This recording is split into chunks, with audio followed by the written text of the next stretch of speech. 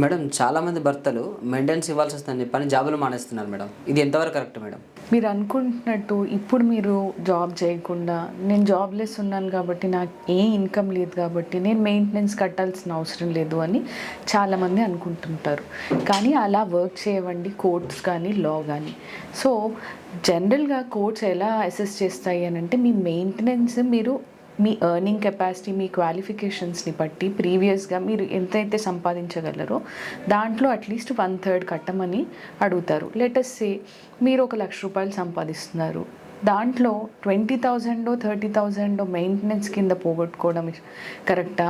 లేదు అని అంటే మీరు అసలు జాబ్లెస్గా చూపించి అసలు ఏ జాబు చేయకుండా ఇంటి దగ్గర ఉండి 20,000 మెయింటెనెన్స్ అవార్డ్ చేసినప్పుడు ఆ 20,000ని కట్టడం కరెక్టా అంటే ఇలాంటి ఫాల్స్ ఏవైతే కావాలని జాబ్ మానేయడము లేదు అని అంటే ఇంటెన్షనల్గా తప్పు డాక్యుమెంట్స్ ప్రొవైడ్ చేయడము కోర్ట్ కన్నా మీరు స్ట్రెయిట్ అవే ఉన్నది ఉన్నట్టు చెప్పి మీ లయబిలిటీస్ని సరిగ్గా చూపించి నేను ఇంతే కట్టగలను అని చెప్పడం ఇంకా ఫార్ బెటర్.